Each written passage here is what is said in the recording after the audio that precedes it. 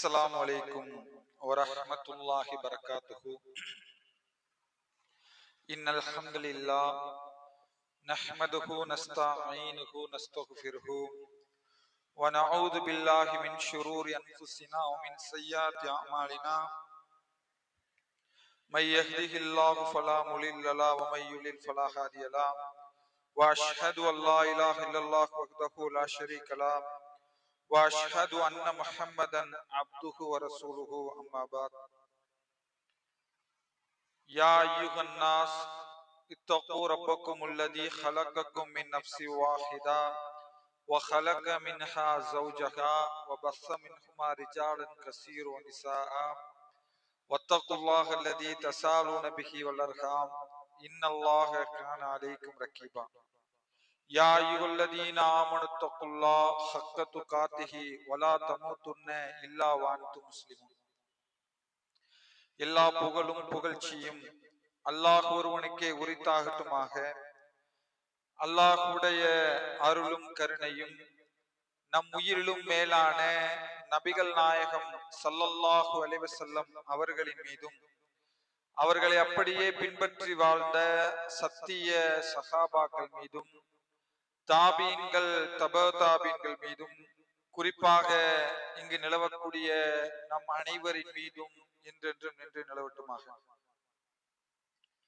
பேரன்புக்குரிய எல்லாம் வல்ல அல்லாஹ்வின் நல்லடியார்களே, அல்லாஹ்வுடைய மாபெரும் கிருபையினால் ஒவ்வொரு வாரமும் நம்முடைய கம்பம் மஸ்ஜிதுல் முஸ்லிமின் சார்பாக நடைபெறக்கூடிய இந்த பெண்கள் பயான் நிகழ்ச்சியிலே இன்றைய தினம் நாம் எல்லாம் இங்கே ஒன்று கொள்ளிருக்கிறோம். எப்படி அல்லாஹ் ரப்பல் ஆலமீன் இந்த இடத்தில் நாம் அனைவரையும் ஒன்று கூட்டினானோ, அதே போல நாளை மறுமையிலே அல்லாஹ் தயாரித்திருக்கிற சொர்க்கத்திலே உயர்ந்த சொர்க்கமான ஜன்னத்துல் ஃபிர்தௌஸ் என்ற உயர்ந்த சொர்க்கத்தை நமக்கு தர வேண்டும் என்று பிரார்த்தனை செய்தவனாக எனது இந்த உரையை நான் ஆரம்பம் செய்கிறேன். அன்புள்ள சகோதரிகளே, பொதுவாக இது போன்ற சபைகளை பற்றி நபிகள் நாயகம் ஸல்லல்லாஹு அலைஹி வஸல்லம் அவர்கள் சொல்லும் பொழுது, எந்த இடங்களிலெல்லாம் அல்லாஹ்வை பற்றியும் அவனுடைய தூதர் நபிகள் நாயகம் ஸல்லல்லாஹு அலைஹி வஸல்லம் அவர்களையும் பற்றியும் பேசப்படுகிறதோ, அந்த சபைகளிலே மலக்குமார்கள் அமர்ந்து கொள்வார்கள். அந்த சபைகளில் அமர்ந்து கொள்ளக்கூடிய மக்களுக்காக அல்லாஹ்விடத்திலே கையேந்துவார்கள். அல்லாஹ் அந்த மக்கள் குறித்து கேள்வி எழுப்பும் பொழுது, என்னுடைய அடியார்களை எந்த நிலையில் விட்டு வந்தீர்கள் என்று கேட்கும் பொழுது அவர்கள் சொல்வார்கள், இறைவா, உன்னை பற்றி தான் அவர்கள் பேசிக் கொண்டிருந்தார்கள்.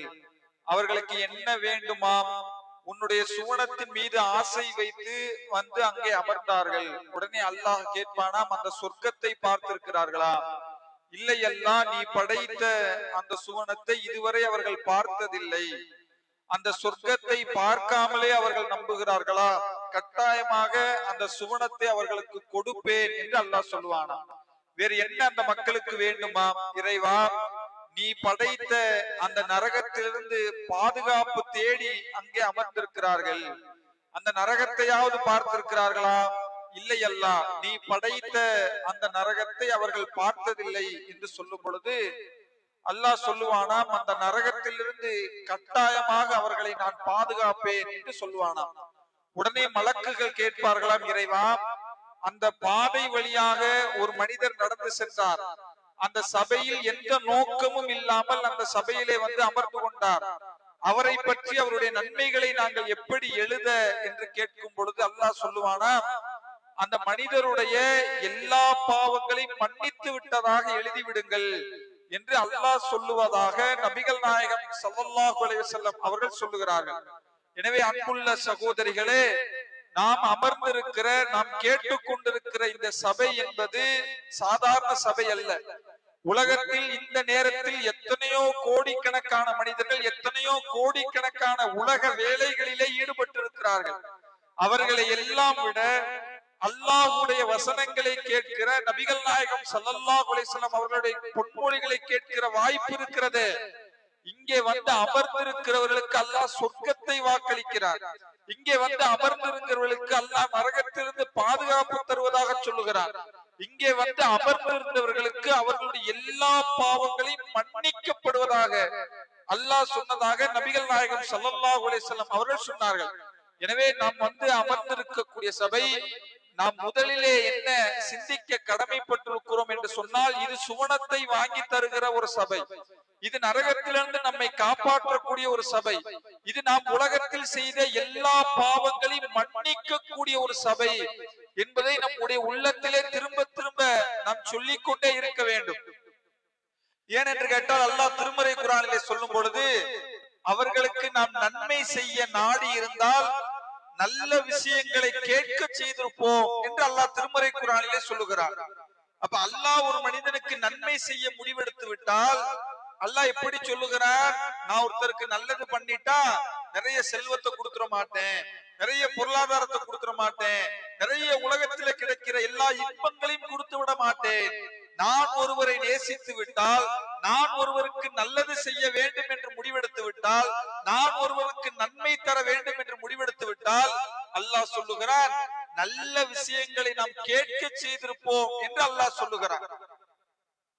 எனவே அன்புள்ள சகோதரர்களே, இங்கே வந்து குழுமி இருக்கிற நம் அனைவரின் மீதும் அல்லாஹ் அருள் செய்திருக்கிறான் என்பதை புரிய வேண்டும். ஏன்னா அல்லாஹ் அருள் செய்ய முடிவெடுத்து விட்டால் குர்ஆனுடைய வசனங்களை, நபிகள் நாயகம் ஸல்லல்லாஹு அலைஹி வஸல்லம் அவருடைய பொன்மொழிகளை கேட்க செய்திருக்கிறான் என்று அல்லாஹ் திருமறை குர்ஆனிலே சொல்லி காட்டுகிறான். அதே போல இந்த கேட்கிற இந்த விஷயங்களை பொறுத்தவரை அல்லாஹ் திருமறை குர்ஆனிலே சூரா முல்க் என்கிற அத்தியாயத்திலே பேசுகிறான். அந்த அத்தியாயத்திலே அல்லாஹ் பேசிக் கொண்டு வரும் பொழுது நரகத்தில் இருக்கிற மக்களை பார்த்து அல்லாஹ் அவர்கள் பேசுவார்களா, தகாது தமையஸு மினல் கைல் குல்லமா உல்கிய ஃபீஹா ஃபௌஜுன் சாலஹும் ஹஸனத்துஹா லம் யாத்திக்கும் நதீர்.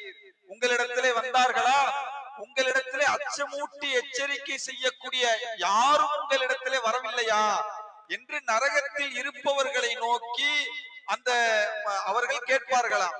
நரகத்தில் இருக்கிற மக்கள் சொல்வார்களாம், காலூபலா, ஏன் இல்லை அவர்கள் வந்தார்கள். அவர்கள் சொல்லிவிட்டு அவர்கள் சொல்வார்களாம், வகாலு லவ் குன்னா நஸ்மஉ அவ் நஅகிலு, நாங்கள் அதை கேட்டிருந்தால், நாங்கள் அதை செவிமடுத்திருந்தால் இந்த நரகத்துக்குள் வந்து நுழைந்திருக்க மாட்டோம் என்று அவர்கள் சொல்லுவார்கள் என்று அல்லாஹ் ரப்பல் ஆலமீன் திருமறை குர்ஆனிலே நமக்கு சொல்லி காட்டுகிறான். எனவே நரகத்தில் இருக்கிற மக்களுக்கு அல்லாஹ் தடுக்கிற ஒரு வாய்ப்பு என்ன என்று கேட்டால், மார்க்க விஷயங்களை அவர்கள் கேட்க மாட்டார்கள், மார்க்க சபைகளிலே அவர்கள் பங்கெடுக்க மாட்டார்கள், மார்க்கம் சபைகளை பேசக்கூடிய இடங்களிலே அவர்கள் அக்கறை செலுத்த மாட்டார்கள் என்று அல்லாஹ் ரப்பல் ஆலமீன் இந்த வசனத்தின் மூலமாக நமக்கு சொல்லி காட்டுகிறான். எனவே அன்புள்ள சகோதரர்களே, அதனால்தான் இன்னைக்கு கண்ணுக்கு முன்னாடி பார்க்கிறோம், எத்தனையோ இஸ்லாமிய மக்கள் இந்த பகுதியிலே இருக்கிறார்கள். அவர்கள் மார்க்க சபை என்று அழைக்கப்பட்டால் மற்ற மற்ற காரியங்கள் எடுத்து பாருங்க. ஒரு திருமணம் என்று சொன்னால் அந்த சபை, அந்த ஏரியா, அந்த பகுதி முழுக்க கூடி விடுவார்கள். ஒரு மண்டபம் முழுக்க நிரம்பி வழிந்து விடும். ஒரு குடும்பத்துக்கு ஒரு திருமண அழைப்புதல் கொடுத்தோம்னா அந்த கணவன், மனைவி, அவர் அண்ணன், அவர் தம்பி, ஒரு குடும்பம் முழுக்க அந்த திருமணத்திலே பங்கெடுப்பார்கள். வேற ஏதேனும் நிகழ்ச்சி, ஒரு வீடு கட்டுற நிகழ்ச்சியா, வேற ஏதேனும் விருந்து சம்பந்தப்பட்ட நிகழ்ச்சியா என்று சொன்னால் அந்த வீடு முழுக்க மக்கள் கூட்டம் கூட்டமாக நிரம்பி வழிவார்கள்.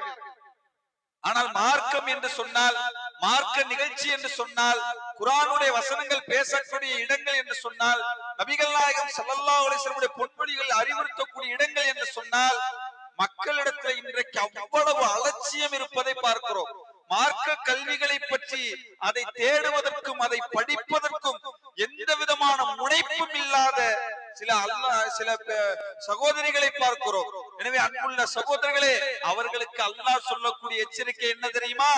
அவர்கள் நரகத்திலே இருக்கும் பொழுது நாங்கள் கேட்டிருந்தால், நாங்கள் செவிமடுத்திருந்தால் நரகத்துக்கு வந்திருக்க மாட்டோம். எங்களை அழைத்தார்கள், எங்களுக்கு வீடு வீடாக வந்து கொடுத்தார்கள், ஒரு மார்க்க நிகழ்ச்சி என்று அழைத்தார்கள், நாங்கள் அதற்கு பதிலளிக்கவில்லை, நாங்கள் அந்த சபைகளிலே கலந்து கொள்ளவில்லை, எந்த நன்மையும் நாங்கள் கேட்கவில்லை, எந்த நன்மைகளை கேட்டாலும் அதை நாங்கள் செவிமடுக்கவில்லை, அதனால் நரகத்துக்கு வந்தோம் என்று அவர்கள் சொல்லுவார்கள் என்று அல்லாஹ் ரப்பல் ஆலமீன் திருமறை குர்ஆனிலே நமக்கு சொல்லி காட்டுகிறார். எனவே அன்புள்ள சகோதரர்களே, இது போன்ற சபைகளை நாம் முதலிலே அதிகம் ஏற்படுத்திக் கொள்ள வேண்டும். இது போன்ற சபைகளில், ஏனென்று கேட்டால் இந்த சபைகளில் அழைக்கப்படும் பொழுதே ஷைத்தான் நம்முடைய உள்ளத்தில் சில எண்ணங்களை போடுவான், சில சிந்தனைகளை போடுவான். அதையெல்லாம் முறித்து விட்டு இது போன்ற அல்லாஹ்வுடைய சபைகளில் பங்கெடுப்பதே அல்லாஹ்வுடைய அருள் பெற்றவர்கள், அல்லாஹ் அவர்களை நேசிக்கிறான், அல்லாஹ் அவர்களுக்கு நன்மை செய்ய முடிவெடுத்து விட்டான் என்பதை திருமறை குர்ஆனிலும் நபிகள் நாயகம் ஸல்லல்லாஹு அலைஹி வஸல்லம் அவர்களுடைய பொன்மொழிகளிலும் இது போன்ற செய்திகளை நாம் பார்க்கிறோம். எனவே அன்புள்ள சகோதரிகளே, அப்படிப்பட்ட மலக்குமார்கள் சூழக்கூடிய இந்த அற்புதமான சபையிலே நான் உங்கள் முன்னிலையிலே பேச எடுத்துக்கொண்ட தலைப்பு முஃமினது வாழ்வில் சோதனை என்கிற தலைப்பை நான் எடுத்துக்கொண்டேன். அன்புள்ள சகோதரிகளே, இந்த தலைப்பு நான் தேர்வு செய்ததற்கான காரணம் என்ன என்று கேட்டால், மனித வாழ்க்கையினுடைய மறு உருவமாக இந்த சோதனை என்கிற அம்சத்தை சொல்லலாம். இந்த சோதனை என்பதை பொறுத்தவரை, இந்த சோதனைக்கு எதிராகத்தான் இன்றைக்கு ஒட்டுமொத்த மனித சமுதாயமும் போராடி கொண்டிருக்கிறார்கள். எந்த ஒரு உலகத்தில் வாழக்கூடிய எந்த ஒரு மனிதராக இருந்தாலும், உலகத்தில் எந்த சோதனையும் இல்லாமல், எந்த கவலையும் இல்லாமல், எந்த கஷ்டமும் இல்லாமல் எந்த ஒரு மனிதனும் இந்த உலகத்தில் சோதனை இல்லாமல் வாழ்ந்துவிட முடியாது என்பதை நாம் சர்வ சாதாரணமாக கண்ணுக்கு முன்னால் பார்க்கிறோம். திருமறை குர்ஆனுடைய வசனங்களிலே பார்க்கிறோம், நபிகள் நாயகம் ஸல்லல்லாஹு அலைஹி வஸல்லம் அவருடைய பொன்மொழிகளிலே பார்க்கிறோம். எந்த அளவுக்கு பார்க்கிறோம் என்று கேட்டால், அல்லாஹ் திருமறை குர்ஆனிலே சிலாகித்து சொன்ன எத்தனையோ நபிமார்கள், நபி மூசா அலைஹிஸ்ஸலாம், நபி ஈசா அலைஹிஸ்ஸலாம், நபி இப்ராஹிம் அலைஹிஸ்ஸலாம், நபி யூசுப் அலைஹிஸ்ஸலாம், எந்த நபிமார்களாக இருந்தாலுமே உலகத்தில் எந்த சோதனையும் இல்லாமல் நிம்மதியாக மகிழ்ச்சியாக வாழ்ந்தார்கள் இல்லை. குர்ஆனிலே அப்படி சோதனை இல்லாமல் வாழ்ந்தார்கள் என்று சொல்லப்படவில்லை. அதே நேரத்தில் இந்த உலகத்திலே கெட்ட மனிதராக அடையாளப்படுத்தக்கூடிய, அது ஃபிரௌனாக இருந்தாலும் அல்லது காரூனாக இருந்தாலும் உலகத்தில் அவனுக்கு சோதனை இல்ல, மிக சந்தோஷமாக உலகத்தில் வாழ்ந்தான் சொல்ல முடியாது. அப்ப உலகத்திலே பார்க்கிற எல்லா மனிதர்களுக்குமே அல்லாஹ் இந்த சோதனை என்கிற அம்சத்தை அல்லாஹ் ரப்பல் ஆலமீன் ஆக்கி இருப்பதை பார்க்கிறோம். இந்த சோதனை என்கிற இந்த செயலை பொறுத்தவரை அல்லாஹ் ரப்பல் ஆலமீன் அவனுடைய சுன்னாவாக அல்லாஹ் ரப்பல் ஆலமீன் மனிதர்களுக்கு அல்லாஹ் ரப்பல் ஆலமீன் ஆக்கி இருக்கிறார். எந்த அளவுக்கு அல்லாஹ் ஆக்கி இருக்கிறான் என்று கேட்டால், ஒட்டுமொத்த வாழ்க்கையுமே சோதனை. அப்படித்தான் அல்லாஹ் திருமறை குர்ஆனிலே சொல்லி காட்டுகிறான். அல்லாஹ் திருமறை குர்ஆனிலே சூரா முல்கிலே சொல்லும் பொழுது, அல்லதி ஹலக்கல் மௌத்த வல் ஹயாத்த லியப்லுவக்கும் அய்யுக்கும் அஹ்ஸனு அமலா. அல்லாஹ் உங்களிடையே வாழ்க்கையும் மரணத்தையும் ஏற்படுத்தி இருப்பது உங்களில் செயலால் அழகானவர்கள் யார் என்பதை சோதிப்பதற்காக என்று அல்லாஹ் ரப்பல் ஆலமீன் திருமறை குர்ஆனிலே நமக்கு சொல்லி காட்டுகிறார். எனவே அன்புள்ள சகோதரிகளே, நம்முடைய ஒட்டுமொத்த வாழ்க்கையும் நமக்கான சோதனை, நமக்கான பரீட்சை கூடம். இந்த உலகத்தில் மனிதராக வந்திருக்கிற நாம் எந்த அந்தஸ்தை அடைந்தாலும், எந்த பதவியை அடைந்தாலும், எந்த பொருளாதாரத்தை அடைந்தாலும், எந்த குடும்ப உறவை அடைந்தாலும், எந்த ஆரோக்கியத்தை அடைந்தாலும், எந்த நோயை அடைந்தாலும், எந்த சூழலை அடைந்தாலும், எந்த நண்பர்களை அடைந்தாலும், அனைத்தும் இந்த உலக வாழ்க்கையிலே உங்களுக்கு சோதனை. அந்த சோதனையிலே நீங்கள் எப்படி நடந்து கொள்கிறீர்கள், உங்கள் பொருளாதாரத்திலே எப்படி நடந்து கொள்கிறீர்கள், உங்கள் ஆரோக்கியத்திலே எப்படி நடந்து கொள்கிறீர்கள், உங்கள் கணவனிடத்திலே எப்படி நடந்து கொள்கிறீர்கள், உங்கள் குடும்பத்திடத்திலே எப்படி நடந்து கொள்கிறீர்கள், உங்கள் நண்பரிடத்திலே எப்படி நடந்து கொள்கிறீர்கள், உங்கள் அண்டை வீட்டுக்காரிடத்திலே எப்படி நடந்து கொள்கிறீர்கள், சக முஸ்லிம் இடத்திலே எப்படி நடந்து கொள்கிறீர்கள், சக முஸ்லிம் அல்லாத மக்களிடத்திலே எப்படி நடந்து கொள்கிறீர்கள் என்பதை சோதிப்பதற்காக அல்லாஹ் இந்த உலக வாழ்க்கையை உங்களுக்கு ஆக்கியிருப்பதாக அல்லாஹ் ரப்பல் ஆலமீன் திருமறை குர்ஆனிலே சொல்லி இருப்பதை பார்க்கிறோம். எனவே அன்புள்ள சகோதரர்களே, இந்த உலக வாழ்க்கை என்பது நமக்கான சோதனை கூடம். இந்த உலக வாழ்க்கையை நாமெல்லாம் அனுபவிப்பதற்காக வரவில்லை. உலகத்தில் கிடைக்கிற எல்லா இன்பங்களையும் அனுபவித்து ஏதோ வீணான ஒன்று, ஏதோ அனைத்தையும் அடைந்து நிம்மதியாக சந்தோஷமாக இருந்து மரணிப்பதற்காக வரவில்லை. அல்லாஹ் இந்த உலக வாழ்க்கையை பற்றி சொல்லும் பொழுது, அறிந்து கொள்ளுங்கள், இந்த உலக வாழ்க்கை வீணும் விளையாட்டுமே அன்றி வேறு இல்லை என்று அல்லாஹ் சொல்லுகிறார். சிந்திச்சு பாருங்க, இதை சொன்னது யார்?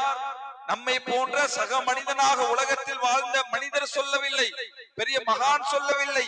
இந்த உலகத்தை படைத்திருக்கிற, அந்த சராசரத்தை படைத்திருக்கிற, கண்ணுக்கு தெரியாத எத்தனையோ ஜீவராசிகளை படைத்திருக்கிற இந்த அண்ட சராசரத்தை, ஒவ்வொரு கோளையும் அண்ட சராசரத்திலே மிதக்க விட்டிருக்கிற, நம்மை எல்லாம் படைத்து பரிபாலிக்கிற அந்த ரப்புல் ஆலமீன் சொல்லுகிறான், இந்த உலக வாழ்க்கை வீணும் விளையாட்டுமே அன்றி வேறில்லை.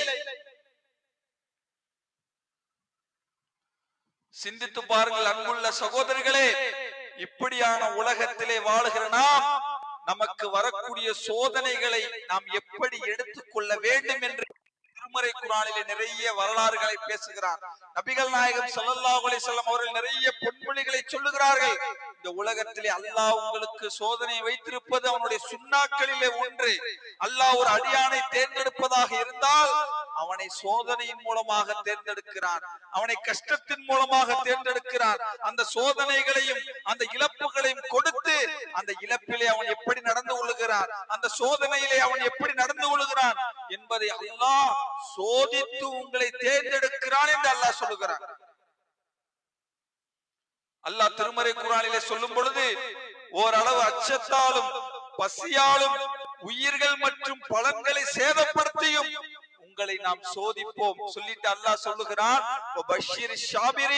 நபியே நீங்கள் சொல்லுங்கள், இப்படி எல்லாம் நான் அந்த மனிதர்களுக்கு சோதனையை கொடுக்கும் பொழுது, அவர்களிடத்திலே பொருளாதாரத்தை எடுக்கும் பொழுது, அவர்களை நஷ்டத்தை உண்டாக்கும் பொழுது, அவர்களுக்கு நோயை கொடுக்கும் பொழுது, அவர்கள் சொந்த பந்தங்களுக்கு மரணத்தை கொடுக்கும் பொழுது, யார் அதிலே பொறுமையாக இருக்கிறார்களோ, யார் அதை தாங்கிக் கொள்கிறார்களோ, யார் அதிலே அல்லாஹ் எனக்கு நன்மையை தருகிறார் என்று எடுத்துக் கொள்கிறார்களோ, ஓ பஷீரி சாபிரின், அந்த பொறுமையாளர்களுக்கு நபியே நீங்கள் சொல்லுங்கள், அவர்களுக்கு நல்ல செய்தி சொல்லுங்கள், அவர்களுக்கு சொர்க்கம் இருக்கிறது என்று சொல்லுங்கள், அந்த சொர்க்கத்திலே அவர்கள் என்றென்றும் நிரந்தரமாக இருப்பார்கள் என்று சொல்லுங்கள்.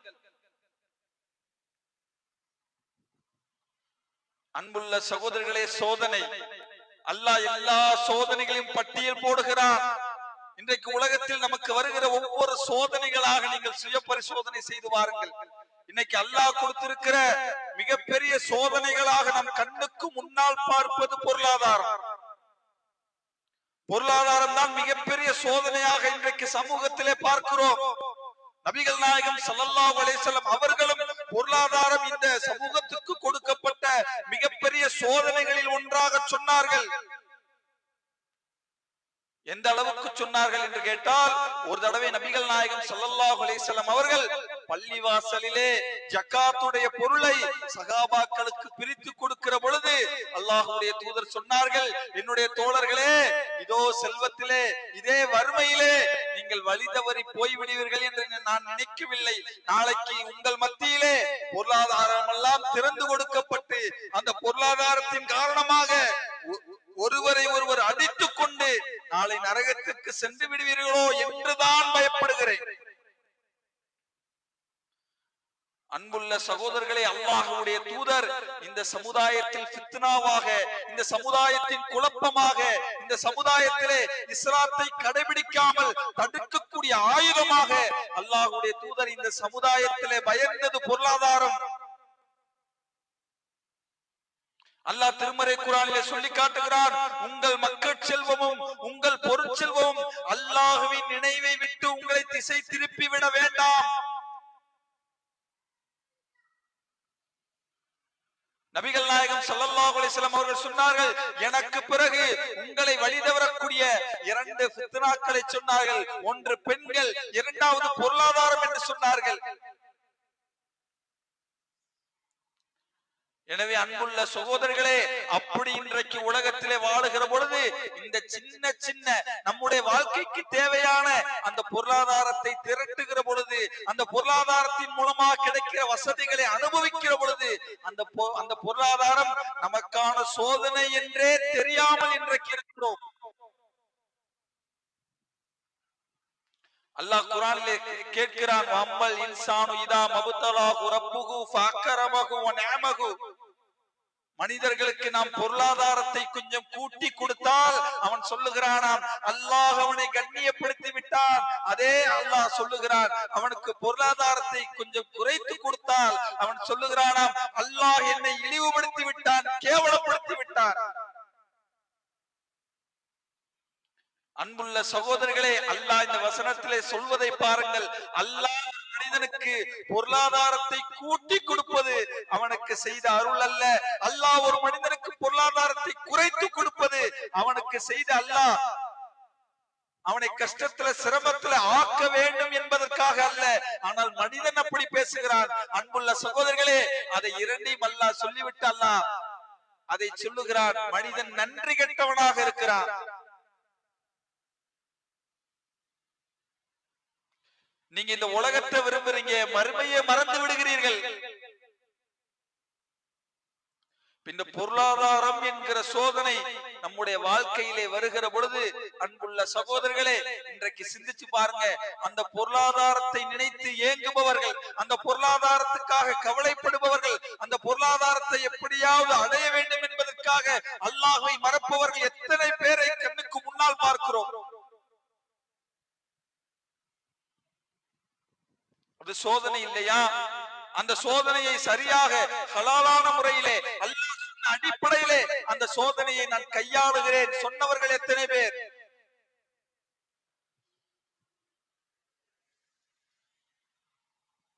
அதே போல அல்லாஹ்வுடைய தூதர் அடுத்து சோதனையை சொன்னார்கள். முதலிலே பொருளாதாரம் என்கிற சோதனை, இரண்டாவதாக அல்லாஹ்வுடைய தூதர் சொன்னார்கள் நோய். ஒரு மனிதருக்கு அல்லாஹ் கொடுத்திருக்கிற நோய் இருக்கிறதே, நோயும் ஒரு சோதனை தான். எந்த அளவுக்கு சோதனை என்று அல்லாஹ் சொல்லுகிறான் தெரியுமா?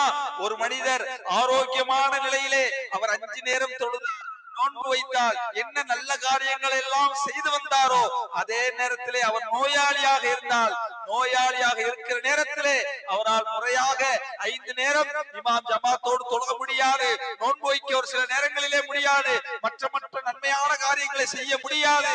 அப்படி முடியாத நேரத்தில் கூட ஆரோக்கியமான நேரத்தில் செய்து வந்தாரே, அது நோயாளியாகவே இருந்தாலும் அவருடைய கணக்கில் எல்லாம் வரவு வைப்பார். நோயாளிகளுக்கு அல்லாஹ் கொடுக்கிற பரிசை பாருங்கள். அன்புள்ள சகோதரர்களை, எப்படிப்பட்ட மார்க்கத்தில் இருக்கிறோம். மற்ற மார்க்கங்களிலே, மற்ற கொள்கையிலே, மற்ற மதங்களிலே நோய்வாய்ப்பட்டவர்களை எப்படி பார்ப்பார்கள், எப்படி பார்க்கிறது இன்றைக்கு உலகம்.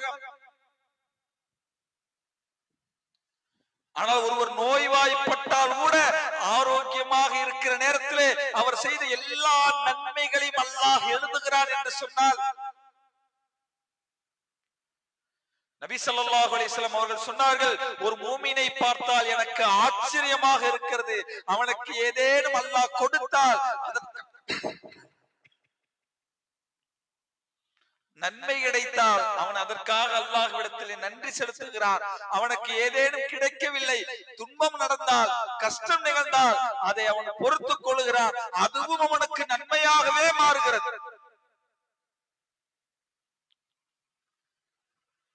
ரெண்டுமே முஸ்லிமுக்கு நன்மை. நபிகள் நாயகம் இன்னைக்கு நோய் என்று சொன்னால், ஒரு சின்ன நோயை அல்லாஹ் கொடுத்து விட்டால் உடனே தொழுகை விட்டுருவோம், அல்லாஹ்வுடைய நினைவை விட்டு விடுகிறோம். அந்த நோய்க்கு நிவாரணம் பார்ப்பதற்காக லட்சங்களிலே கோடிகளிலே என்ன வேண்டுமானாலும் செஞ்சு உயிரை காப்பாற்றணும், கையை காப்பாற்றணும், காலை காப்பாற்றணும், நோயிலிருந்து விடுபடணும். அதுக்கு இஸ்லாத்தை கூட தூக்கி எறிவதற்கு தயாராக இருக்கிறோம். அன்புள்ள சகோதரர்களே, இந்த உலகத்தில் அல்லாஹ்வால் தேர்ந்தெடுக்கப்பட்ட ஒரு நபியின் வரலாற்றை அல்லாஹ் திருமறை குர்ஆனிலே சொல்லி காட்டுகிறான். நபி அய்யூப் அலைஹிஸ்ஸலாம், நீங்கள் எல்லாம் வீட்டுக்கு சென்று நபி அய்யூப் அலைஹிஸ்ஸலாம் அவர்கள் செய்த அந்த வரலாற்றை அல்லாஹ் படித்து பாருங்கள். அல்லாஹ் திருமறை குர்ஆனிலே 21வது அத்தியாயம் 81வது வசனத்திலே அல்லாஹ் சொல்லுகிறான், நபி அய்யூப் அலைஹிஸ்ஸலாம் அவர்கள் அல்லாஹ்வை அழைத்தார்கள். வஅய்யூப இத்நாதா ரப்பஹு அன்னி மஸன்னி லுர்ர வ அன்த அர்ஹமுர் ராஹிமீன். நபி அய்யூப் அலைஹிஸ்ஸலாம் தன் இறைவனை அழைத்து கேட்டார், பிரார்த்தித்தார். அவர் சொன்னார், இறைவா, என்னை நோய் தீண்டி விட்டது, என்னுடைய துன்பம் தீண்டி விட்டது, கிருபையாளருக்கெல்லாம் கிருபையாளனே, நீதான் மிக கிருபை செய்பவனாக இருக்கிறாய். பல ஆண்டு காலம் நபி அய்யூப் அலைஹிஸ்ஸலாம் அவர்கள் நோய்வாய்ப்பட்டு கிடந்தார்கள். நமக்கெல்லாம் இந்த நிலைமை ஒரு வருஷம் 3 மாசம் 6 மாசம் சுகர் பிரஷர் ஏதேனும் சின்ன சின்ன நோய் வந்தால், தலைவலி வந்தால், காய்ச்சல் வந்தால் அல்லாஹ்வை மறந்து விடுகிறோம். இன்னும் சொல்ல போனால் இப்படி பேசக்கூடிய மக்களும் சில பேர் இருக்கிறார்கள். ஒரு நோய், ஒரு கவலை, ஒரு கஷ்டம் அல்லது ஏதேனும் நிரந்தரமான நோய் வந்து விட்டார் என்று சொன்னால், நான் நிறைய தொழுகிறேன், நோன்பு வைக்கிறேன், அல்லாஹ் எனக்குத்தான் இந்த நோயை கொடுக்கணுமா, இப்படியான சிரமத்தை நான் தான் படணுமா, எனக்கு எதிர இருக்கிற வீட்டுல அவன் அநியாயம் பண்றான், அவன் இல்லாத வேலைகளை எல்லாம் செய்கிறான், அவன் அந்த உலகத்திலே அவன் சந்தோஷமாக இருக்கிறான், நிம்மதியாக இருக்கிறான், மனைவி மக்களோடு இருக்கிறான், பெரிய வீட்டை வைத்திருக்கிறான், நிறைய லட்சங்களுக்கு கோடிகளுக்கு அதிபதியாக இருக்கிறான். அல்லாஹ் உன்கிட்ட என்ன கேட்டேன், ஆரோக்கியம் எனக்கு இல்லையே. சின்ன நோய்க்காக கூட இன்றைக்கு அங்கலாய்ப்பவர்களாக, இன்றைக்கு இறைவனை மறப்பவர்களாக இருக்கிறோமே. அன்புள்ள சகோதரர்களே, நபி அய்யூப் அலைஹிஸ்ஸலாம் அவர்கள் நீண்ட காலம் நோயிலே படுக்கையிலே கிடந்தார்கள். அந்த நேரத்திலும் அவர்கள் மனம் தளராமல் அல்லாஹ்விடத்திலே கேட்ட அந்த துஆவை அல்லாஹ் திருமறை குர்ஆனிலே பதிவு செய்கிறார். அவர்கள் கேட்டார்கள், என்னை நோய் தீண்டி விட்டது இறைவா, நீ கிருபை உள்ளவன், நீ ராஹிமீன்.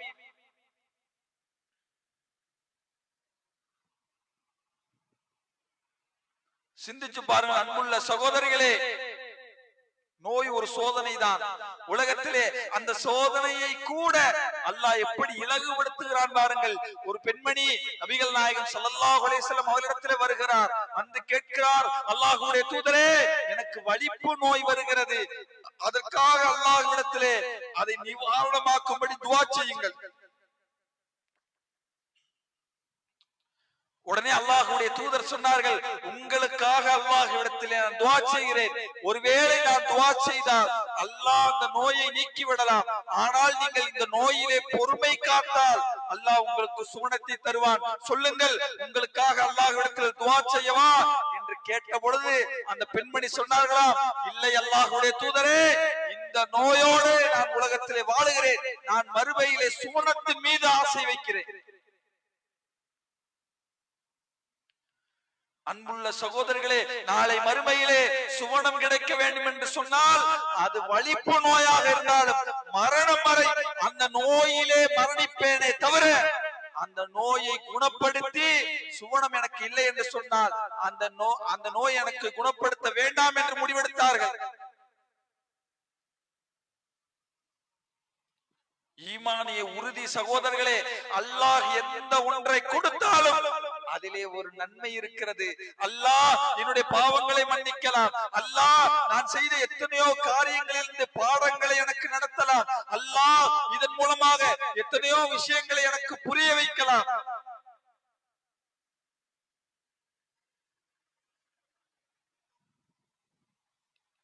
நோயிலே போதனை, குடும்பத்திலே சோதனை, குடும்பத்தில் ஒரு சின்ன சின்ன சோதனைகளை வந்தால் கூட மனம் தளறி துக்கம் தாங்காமல் தொழுகையை விட்டுட்டு போற வருகிற மக்களே புலம்பி தள்ளுகிறோம்.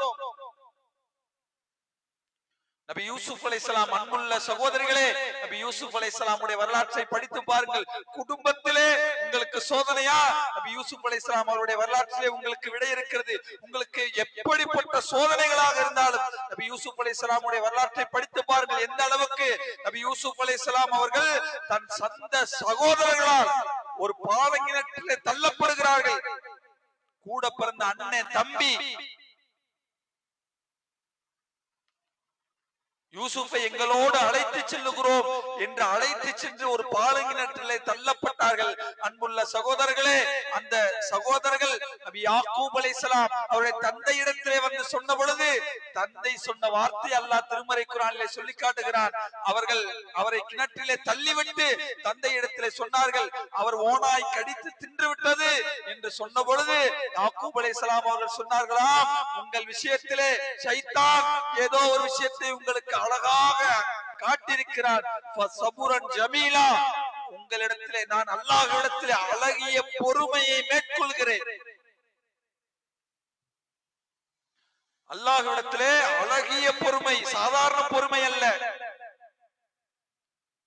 எப்படிப்பட்ட பொறுமை? நபி யூசுப் அலைஹிஸ்ஸலாம் அவர்கள் சிறிய வயது, யாக்கூப் அலைஹிஸ்ஸலாம் நபி யூசுப் அலைஹிஸ்ஸலாம் அவர்கள் மீது அளவு கடந்த அன்பு வைத்திருந்தார்கள்.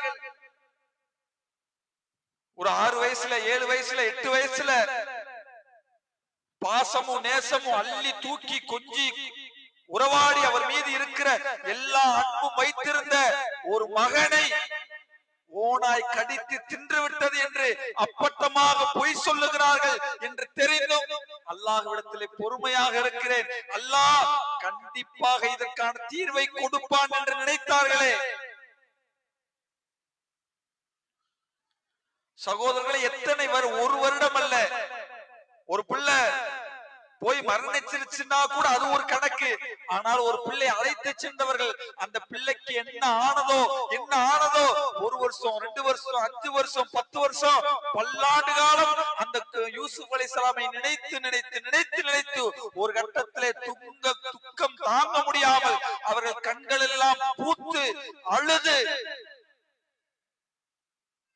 அவர்கள் சகோதரர்கள் கேட்டார்கள், எங்கள் தந்தையே, நீண்ட காலத்துக்கு பிறகு கேட்டார்கள், யூசுஃபை நினைத்து உங்களையே நீங்கள் அழைத்துக் கொள்வீர்கள் போலும். அத்தனை ஆண்டு காலம் தன் மகனை நபி யூசுப் அலைஹிஸ்ஸலாம் அவர்களை, யாக்கூப் அலைஹிஸ்ஸலாம் அவர்கள் பிரிந்தார்கள். சோதனை எப்படிப்பட்ட சாதாரண சோதனை அல்ல சகோதரிகளே. குடும்பத்திலே இன்றைக்கு எத்தனையோ பிரச்சனைகள், மகள் மூலமாக, மகன் மூலமாக, திருமணத்தின் விவாதத்தின் மூலமாக, பிள்ளைகளின் மூலமாக எத்தனையோ பிரச்சனைகள் இருக்கட்டும். பிள்ளைக்கு திருமணம் பண்றோம், 1 வருஷம் 2 வருஷம் நல்ல திருமணமான சூழல், திடீரென்று கணவன் மனைவிக்கு இடையிலே பிரச்சனை, விவாகரத்து, தலாக், பிள்ளை நம்ம கூட்டு வந்துட்டோம், துக்கம் எப்படி அடைச்சு தாங்க முடியாம சோதனை. குடும்பத்துல பிள்ளைய ஆசையாக வளர்க்கிறோம், நல்லா படிக்க வைக்கிறோம், இன்னொரு பெண்ணை திருமணம் பண்ணிட்டு போயிட்டா, தாய் தகப்பனை விட்டுட்டா, சோதனை எவ்வளவு பெரிய தாங்க முடியாத சோதனை. மனைவி சரியில்லை, கணவன் சரியில்லை, பிள்ளை சரியில்லை, சோதனை, குடும்பத்திலே சோதனை.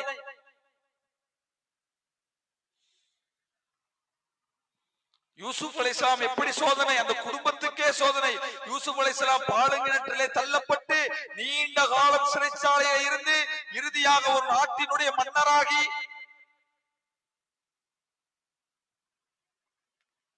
சிறைச்சாலையிலே தள்ளப்பட்ட பொழுது யூசுப் அலைஹிஸ்ஸலாம் அவர்கள் என்ன நினைத்திருப்பார்கள்? யா அல்லாஹ், என்னை கேவலப்படுத்திட்டியே, அசிங்கப்படுத்திட்டியே அப்படி சொன்னாங்களா? அப்படி சொன்னதாக வரலாற்றை அல்லாஹ் சொல்லுகிறானா? அந்த சிறைச்சாலையில் கூட தன் அருகில் இருந்த 2 சிறை தோழர்களுக்கு அல்லாஹ்வை பற்றி அறிமுகப்படுத்தி அவர்கள் தஆவா செய்தார்கள், இஸ்லாத்தை நோக்கி அவர்களை அழைத்தார்கள். அல்லாஹ் குர்ஆனில் இந்த வரலாற்றை சொல்லுகிறான். அந்த சோதனையிலும் கூட அத்தாவை பிரிஞ்சு, சகோதரர்களை பிரிஞ்சு, தம்பியை பிரிஞ்சு நீண்ட காலம் ஒரு நாட்டிலிருந்து இன்னொரு நாட்டுக்கு சென்று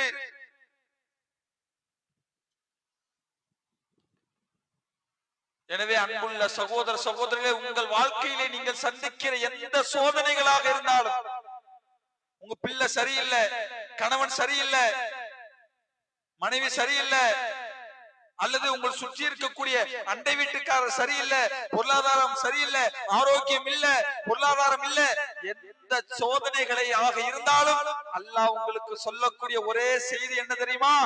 அத்தனை சோதனைகளையும் அல்லாஹ் பட்டியல் போடுகிறான். பட்டியல் போட்டுவிட்டு அல்லாஹ் சொல்லுகிறான், நபியே சொல்லுங்கள், அந்த சோதனைகளை எல்லாம் பொறுத்து கொண்ட மக்களுக்கு சொல்லுங்கள், அவர்கள் சொர்க்கத்திலே இருப்பார்கள். அந்த சொர்க்கத்திலே ஆறுகள் நிரந்தரமாக ஓடிக்கொண்டே இருக்கும், அவர்கள் கனிகள் தாழ்ந்து தொங்குகின்ற அவர்கள் பழங்களை பெறுவார்கள். அப்படிப்பட்ட மக்களுக்கு நல்ல செய்தி சொல்லுங்கள் என்று சொன்னார்.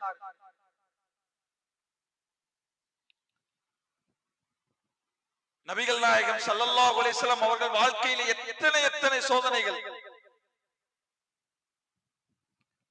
40 வயதுக்கு பிறகு அந்த சமுதாயத்திலே தன்னை நம்பிக்கைக்குரியவர், உண்மையாளர் என்று சொன்ன சமுதாயத்தால் அடிக்கப்பட்டார்கள், விரட்டப்பட்டார்கள், ஊரில் இருந்தே விரட்டப்பட்டார்கள். உண்மை என்று சொல்லப்பட்டவர்கள்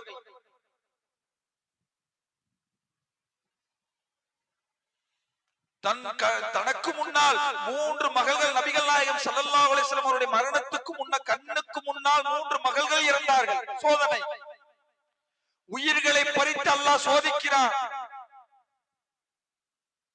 பெத்த புள்ளங்க ஃபாத்திமா ரலியல்லாஹு அன்ஹா அவர்களை தவிர நபிகளாருக்கு பிறந்த 3 பெண் மக்களுமே மரணித்து விட்டார்கள். தளரல, பொறுமை இழக்கல. எத்தனை மரணங்கள், எவ்வளவு பொருளாதார இழப்பு. அல்லாஹ்வுடைய தூதருடைய வரலாற்றை படிக்கிற பொழுதெல்லாம் எந்த 3 நாள் வயிறார சாப்பிடல, எத்தனை செய்திகள்.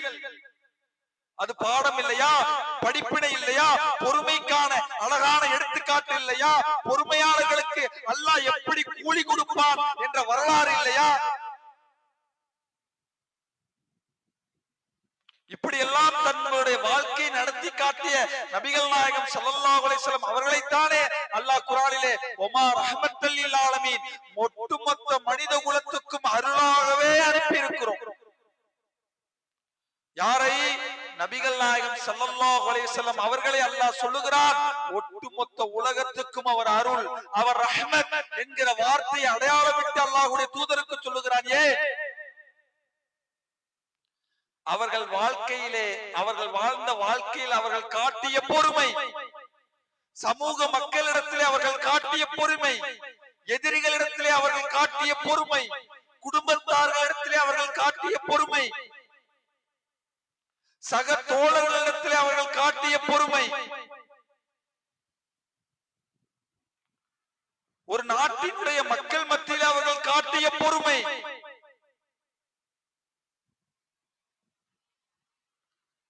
அதனால்தான் அல்லாஹ் திருமறை குர்ஆனிலே அவர்கள் உதவி கேட்கிற பொழுதெல்லாம் எப்படி கேட்பார்கள், எதை வைத்து கேட்பார்கள் என்று சொல்லும் பொழுது அல்லாஹ் குர்ஆனிலே சொல்லி காட்டுகிறான், அவர்கள் பொறுமையின் மூலமும் தொழுகையின் மூலமும் அல்லாஹ்விடத்திலே உதவி தேடுவார்கள். ஒரு சோதனை வந்துச்சுன்னா அங்கலாய்ச்சி அடிச்சு தப்பி ஹராம் ஹலால் என்று எதையும் பேணாமல் கடைசியா எந்த வழியும் இல்லையே, அல்லாஹ்விடத்துல அப்படி கேட்க மாட்டாங்க. எந்த சோதனை வந்தாலும், நோய் வந்தாலும், இழப்புகள் வந்தாலும், கஷ்டங்கள் வந்தாலும், கஷ்டத்திலே, இழப்பிலே, துன்பத்திலே அதை பொறுத்து கொண்டு அதற்கு அல்லாஹ் கூலி கொடுப்பார், அதற்கு அல்லாஹ் நன்மையை தருவார். இந்த இழப்பிலே, இந்த நஷ்டத்திலே, இந்த மரணத்திலே அல்லாஹ் ஒரு நன்மையை கொடுப்பார்.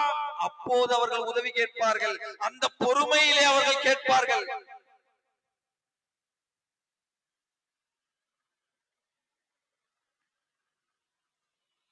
அதனால்தான் அல்லாஹ்வுடைய தூதர் பொறுமையை பற்றி பேசப்படுகிற செய்திகள் எல்லாம் எடுத்து பாருங்கள்.